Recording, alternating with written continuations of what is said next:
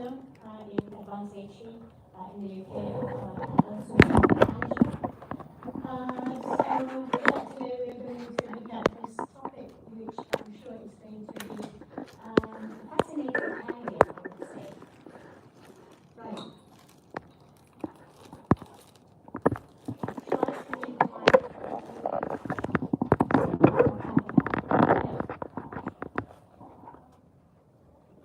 A boy goes to the cinema with his parents to watch Spider-Man movie.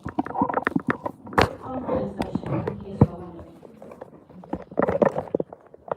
So they arrive, they sit there, they enjoy the movie.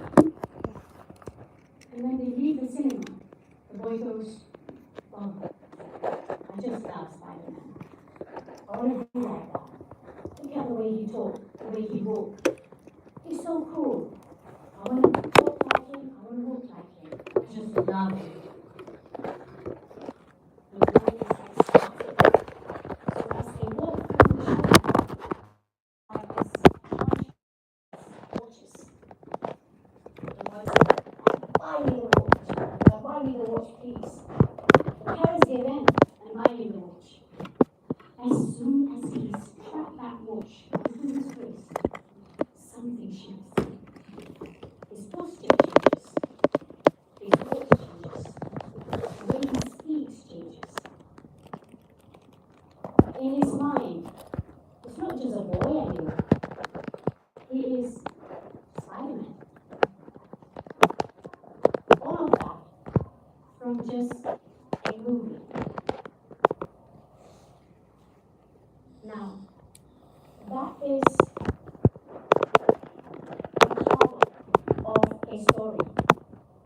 And today we will explore how leaders use the same power of story, not just simply to entertain, but to make people follow them. And this is what I call leading with soul. Now let's get back to the boy and his Spider-Man watch. We might laugh and say, kids, they get carried away. But don't we do the same thing? Just with more expensive watches, more subtle heroes. We read a book, we hear a story, we watch someone speak so confidently with eloquence, and something in us say, I want to be like that. And so we buy the thing. We wear the brand. We change how we speak. We try to become that story. Yeah, that's what we do. So how do we get easily tricked by something as simple as a story? It all comes down to this one thing: emotional investment. The more emotionally invested you are, the less objective and critical you become. And nothing proves this better than falling in love. Do you remember the last time you fell in love? Uh-huh. I like that sound. Beautiful feeling, right? Yeah, we were mesmerized with everything. Oh, wow. The way he chews that apple, adorable. And that tea slurps, whew, music to my ears. Fast forward, 18 months. You're in the kitchen, and suddenly you go, can you please stop chewing that apple so loudly? And that slurps. Honestly, do you really need to do that? So what changed? Nothing. Nothing changed. Except that your brain has finally come back to you after a long holiday. During those early months, the brain was hijacked by the feel-good hormones like dopamine, oxytocin, all that stuff. The stuff that distorts your lens. So everything felt so magical. You were not thinking with your head. You were feeling very deeply with your heart. Yeah? And the thing with storytelling is that the same thing can happen. Stories trigger the same kind of hormones. Now, I'm going to give you a taste of dopamine. These hormones, when it's flowing through you, it sharpens your attention. It locks your focus. It rouses curiosity. So what does dopamine feel like? It feels like this. One day, I had an email. I received an email from my PhD student. Subject line, very urgent. All capital letters with 2 exclamation marks. Dr. Ashmiza, I'm truly sorry, but I need to meet you today, urgently. It's about my interview transcripts. Something has gone very badly wrong. I'm truly sorry, but I'm coming to your office this afternoon. End of email. Now, if you're a supervisor to a PhD student or any doctoral student, those lines are enough to raise your blood pressure. I cancelled my meetings. I rushed to campus. Along the way, I was thinking, what did she do? Did she lose her data? Oh no. Did she breach ethics? Oh my God, no way. Did she actually interview the wrong people? Oh, what did she do? I couldn't wait. I couldn't wait to meet her. At around 2 o'clock, she arrived. She walked into my office, quietly, looking pale, panicked. She sat down. She made no eye contact with me whatsoever. I couldn't wait for her to open her mouth. So I blurted out, what happened? Tell me, what do you do? And she said, before I tell you, can you please promise me not to get mad? I swear to you, I checked everything. I checked everything. But this one, I didn't know. I'm sorry. I'm truly sorry. I didn't know. Oh, please don't get mad. At that moment, my brain was printing. I was like, oh, come on. Can you just tell me what you did? She looked down, she let out a long sigh, and then she started crying. There must be something very serious going on. So I had to calm her down, and I told her, no matter what you did, I'm sure there's something we can do together. We're going to fix this. And she looked at me, and with tears flowing down her cheeks, she said,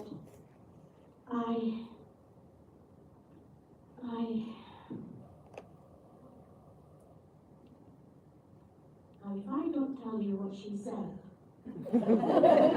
is that annoying? Is that annoying? Yeah, exactly. That's the point. That's the point.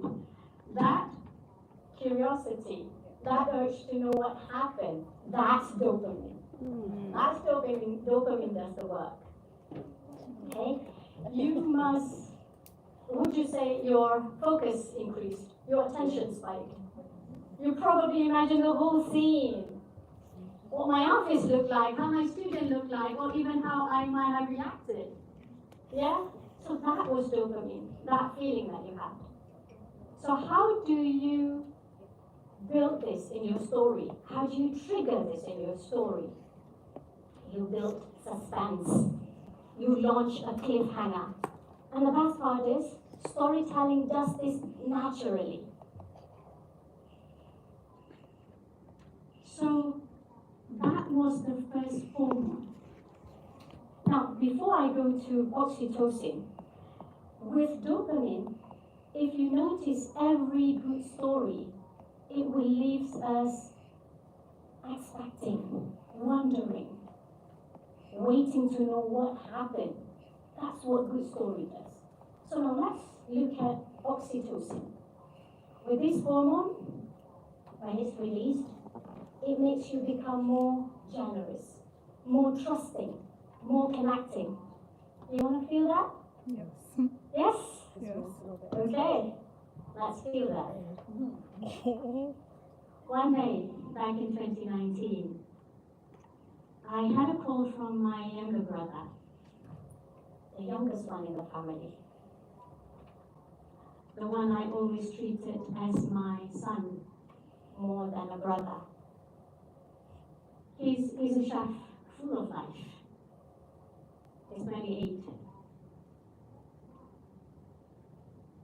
So that day he called me and he said, "Can you please come home? I just miss you so much." I was so surprised. I thought that was so random. We spoke every day, literally every day, at least twice a day. At the time I was working in the UK and home was like 15 hours away by flight. There was something in his voice on that day which I couldn't explain. So I didn't think much. I took leave. I flew back home the next day. My brother, he was over the moon. He talked non-stop, shared stories. He told stories after stories. It was so joyful. He was like a child again. He would sit near me, would put his head on my lap, and ask me to cuddle him until he fell asleep. In those moments, he was my little boy. And then on one night, as I was cuddling him, I told him, I said, "I'll be flying back to the UK in 2 days because I have to return to work." He grabbed my hand quickly. He said to me, "Could you please stay a bit longer, please?" And I told him, I said, "No, I couldn't. I had to return to work. It's important. I took only 1 week leave." He looked really sad. I know. I knew he was sad, but I had to let it pass because I have to go back to work. On the same night, he fell ill. And we rushed him to the hospital. They examined him and they said, there was nothing serious to worry about. It was just some kind of chest infection. They gave him antibiotics. So we brought him home, just waited for him to recover. 2 days after that, he was still unwell. So I decided to call my line manager and told him I need to extend my leave. On the 4th day, he suddenly lost his speech. He wasn't able to speak at all. We were all very shocked. And then exactly a week after the first time he was ill, my brother passed away right in front of my eyes. It was unexpected, a heartbreak I never saw coming. My brother and I, we were very close, that's him. We were very close. This was back in 2019. He would tell everybody that I'm his twin sister. 13 years gap. So a twin sister from a different age. We had plans, we made plans, lots of plans together. He would tell me, don't worry, once you get old, I'm going to take care of you. That was one of his promises. And so a sudden death like that, it wasn't easy to handle at all. It turned my life upside down, literally. I was grieving. I am still grieving. So to cope with my grief, I talk about it. I wrote a book about it. And today I share it with you. And by just listening, you have high levels of oxytocin running in your blood, which means you feel me. You're connecting with me. You're bonding with me. That's what good storytelling does. It opens hearts. It makes you feel. It builds trust. It brings us closer, even if just for a moment. But that's what it does. It creates empathy. During storytelling, the brain waves of the storyteller and the listener become synchronized. What the storyteller sees, the listener sees. What the storyteller smells and tastes, the listener can smell and taste too. Let's prove this. Let's prove how true this is. Can I please ask you to close your eyes for a moment? I'm sorry that I made you cry. I'm sorry that I made you cry. I'm sorry. And I'm thankful. I have to say this. Whatever you're feeling right now, may God make it easy for you. Right, can I ask you to close your eyes for me, please? Okay, I know you're all busy people. Close your eyes and try to empty your mind for me. Now imagine walking into a grocery store. Now you arrive. You're right at the front door. Now go straight to the fruit section. Now right in front of you, you see a big pile of oranges. Look at the color of those oranges. Bright orange. Ripe oranges. Now walk closer. Then you see a tray. They put slices of oranges in that tray. Look at that. It's juicy. It's juicy oranges. There's a little sign there. It's sample. Take one and taste. Now pick up one slice and bring it closer to your nose. Smell it. It smells so fresh. And now bring it to your mouth. Take a bite. That burst of juice hits your tongue. It's so sweet with a little touch of sour. What a perfect taste. Now slowly open your eyes. Take a moment. Raise your hands if you actually started salivating. I do. Even I do. What you just had there is a physical reaction to a story. How cool is that? Just with imagination, storytelling, belief, concentration, focus, and trust. You trust me. That's what it does. Because we have trust for each other. I trust that you will empty your mind and you will visualize that. So it does that. So you had, all of us, even I did, we had this physical reaction. So why do leaders tell stories? Why? Because stories have the power that connect them with people emotionally. Stories help people picture things vividly. They let leaders share ideas in ways that people can feel and remember. Now, with storytelling, I want you to think of it as something that you can wrap around an idea, so it lands with impacts, so it resonates. What's the job of a leader? It's to take you from point A, where you are, a place where you feel stuck, where things are hard and you feel lost, to where you want to be, a better place. And often, leaders does this. A good leader does this by sharing an idea or a vision wrapped in a story. Here's an example of how people wrap their idea and vision in a story. This story is about a husband and wife, Yazin and Sarah.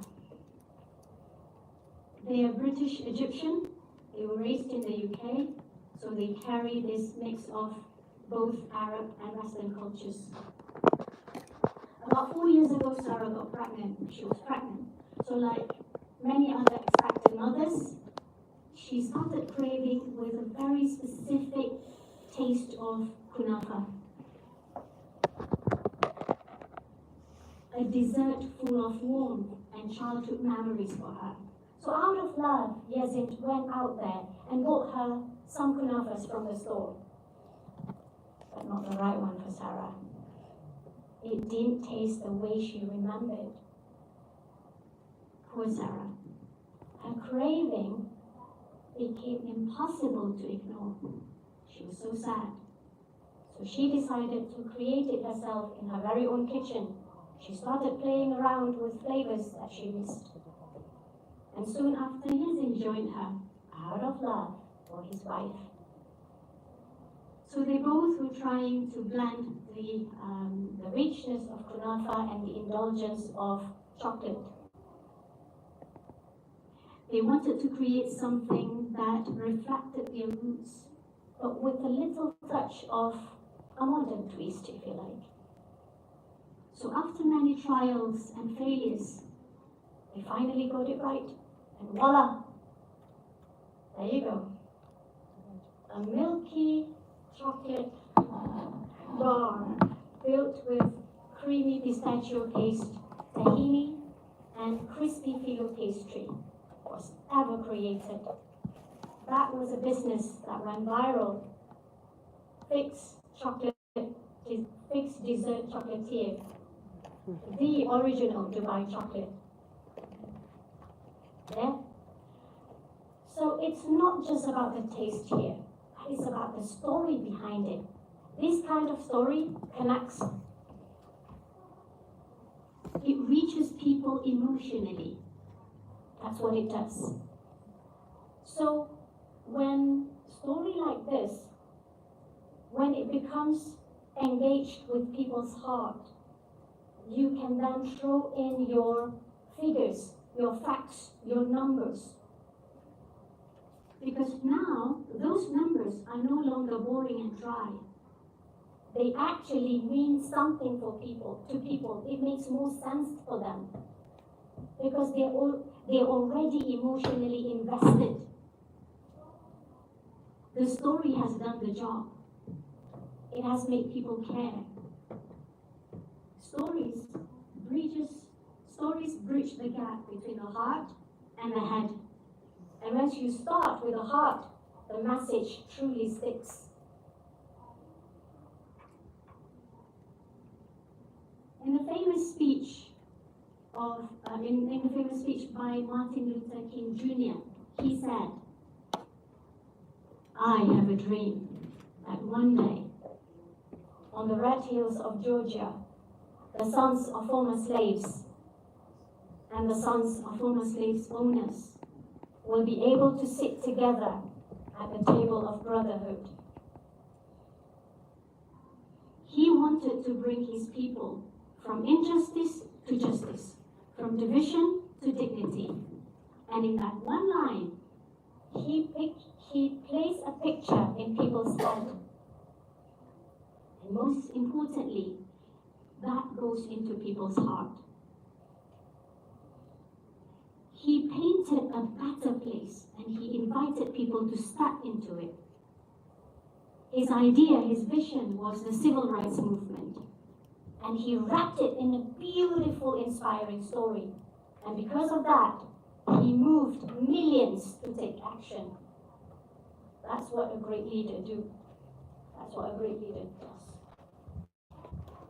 When they tell a story, when a great leader tells a story, they say, "Here's a vision, here's a way, come with me." That's what you do. Those who tell the stories rule society. This was set over 2,400 years ago by the Greek philosopher Plato. And it's still true until today. Leaders tell stories. This is exactly what sets great leaders apart. If you're a leader, you hold a kind of secret power, the power that makes people want to follow you. And this power lies in the story you tell. So how do you tell your story? There are two simple rules here. The first one, like what Juliet was saying earlier, it's not about you, it's about them. Them being your audience, your co-workers, your employees, your team. People don't follow leaders just to admire how smart they are or how charismatic they are. No. They follow to feel something. They follow to understand how to move forward from where they are to where they want to be. So this is what you are doing when you tell your story. And the second rule is give them something to care. When you give them something to care about, they will connect. If people don't care, they won't connect with you. And that's why at the heart of every good story, whether it's a business pitch or a novel, it's a promise. A promise that something's worth fighting for, a challenge worth solving, a hope worth chasing. And so when you tell your story, make them feel something matters, whether it's the chance to grow or to be seen or to belong or to make an impact. That's what you do. So what story should you tell? Tell the one that stirs something in people. Tell the story that stirs their heart, that melts their heart, that will make them connect with you. Tell the one that make them feel that there is hope somewhere. There's courage, inspiration, direction, or a simple reason to believe.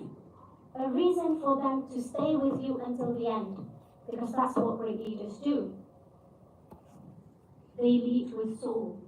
They lead with vision, passion, and most of all, they lead with soul.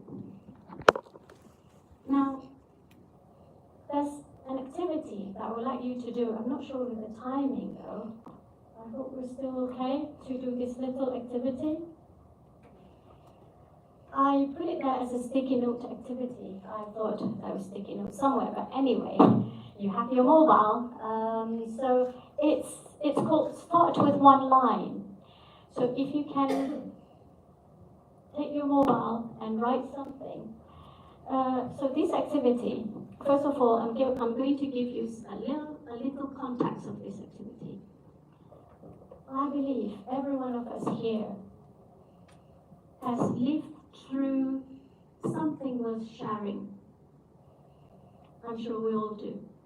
Something that shaped how you think, how you react, how you behave, and how you connect with people. And so here's what I want you to do. In your mobile, write one line, one powerful line, a kind of line that would make someone else want to know the rest of your story. It can either start with, I'll never forget the day I, or the mistake that taught me the most was, or it can end with this word. At that moment, I knew I had to change. Okay? Now take your time, write it down, just one powerful hook. No full story, keep it short. No names, we'll see afterwards.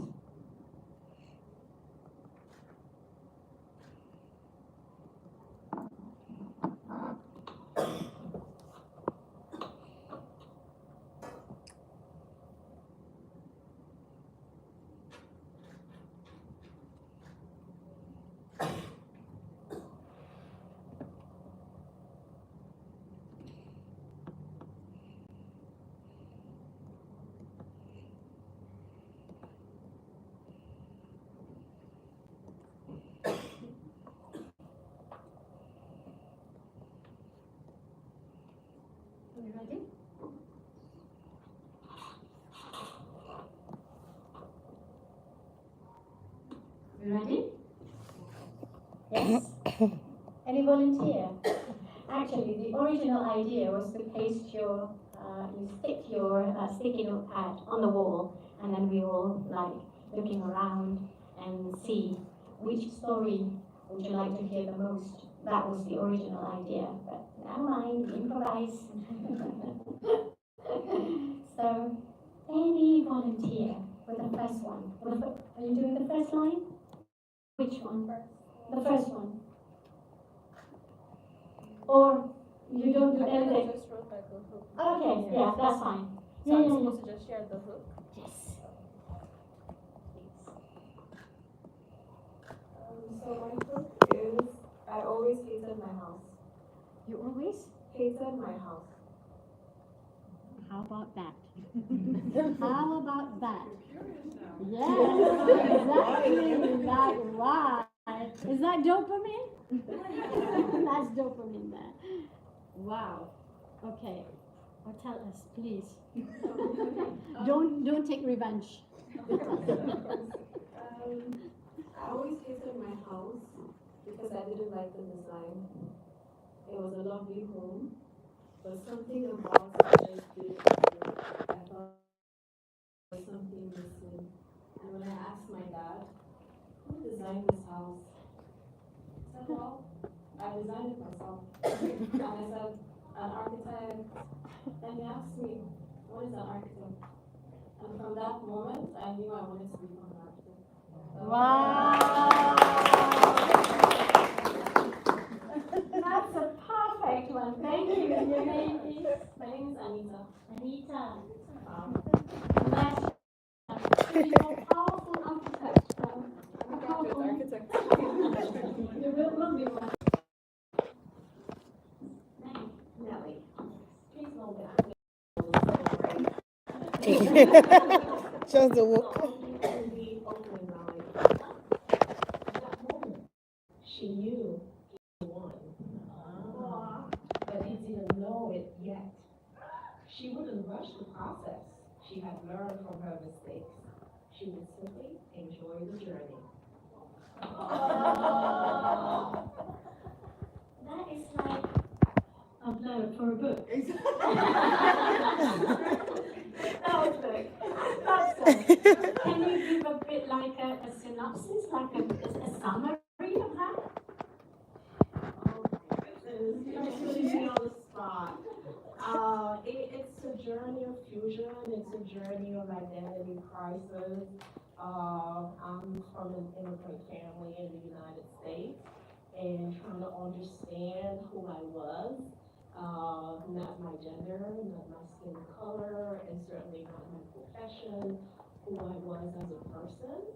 So it started as poetry, it evolved as just journaling my travels and just really trying to figure out what made me happy. And through sharing those stories, I realized that other women connected with the healing process that took place. So, looking forward to it. Thank you. Thank you for sharing that with us, Nelly. Thank you. That's really inspiring. I look forward to that. That's your third book. Okay, we look forward to Nelly's third book. Yes. And the title is? The working title. Is that secret? Yeah, it's okay. The title is called Token or Unquenchable Substitution.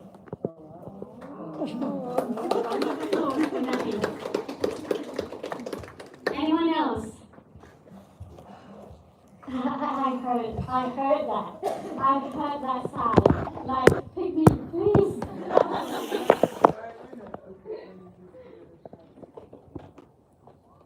Okay, I go with the first line, which is, I'll never forget the day I got the call.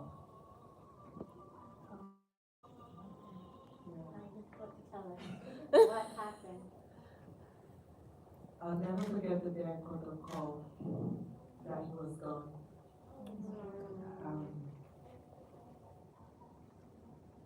I had the night before, I had spent time, praying, and I felt like I had a peace that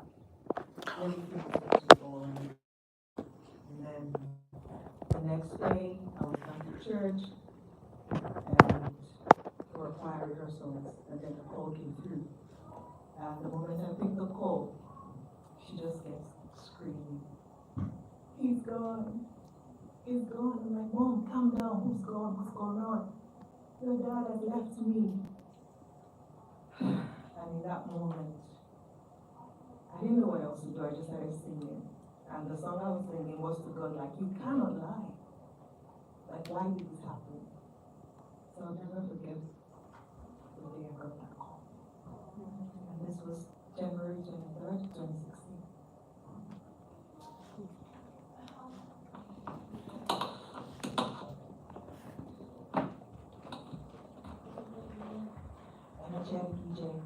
Energetic EJ, there's no words to describe your feeling, and I feel you. I feel the grief. I feel the place, the shock. And yeah, I'm sure not only me, not only EJ, many of us has gone through the same journey of grief, and there's no word to comfort the feeling of the griever. May his soul rest in peace. Amen. Can you pick one last one, please? We always save the best for last. And her name is Priya.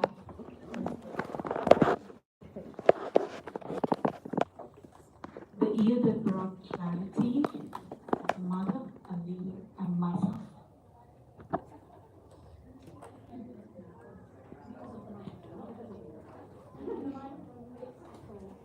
The year that brought clarity as a mother, a leader, and myself.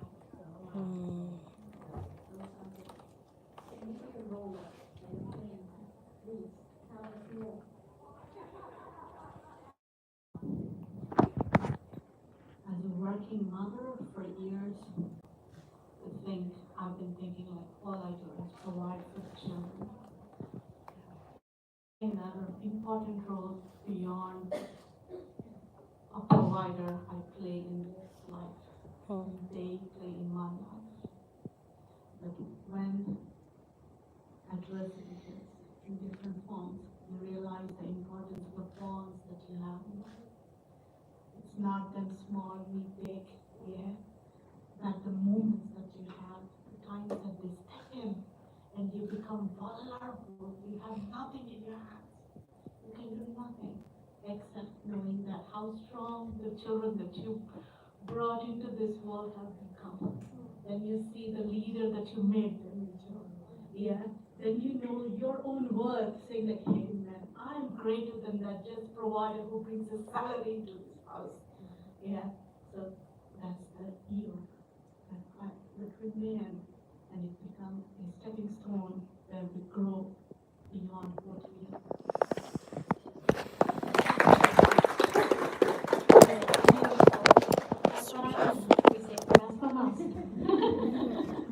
No, but we appreciate everybody. We appreciate Anita, EJ, Anali.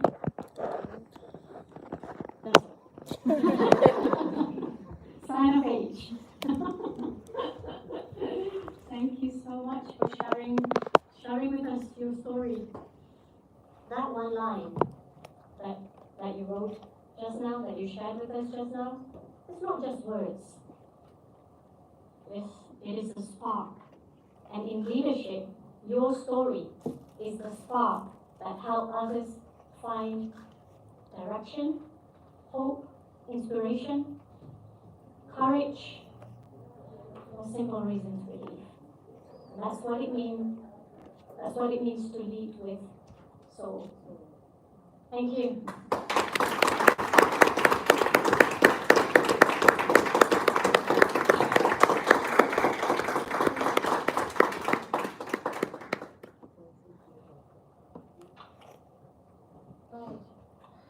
Do I do the do I like become an Nancy?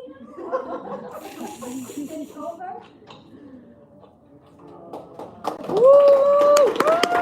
Give her flowers. It's almost as big as me.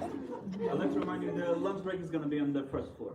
Okay. So we had a first group to finish. Okay, those people are done as well. They're speaking next. No, I think I was asking if we were the first breakout session to finish. So then I saw them outside. Yeah.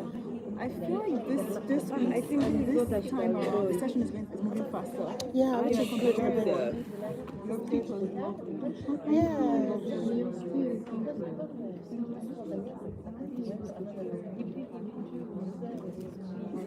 did you make it? Because grief can be something that's very difficult to process sometimes. Which has no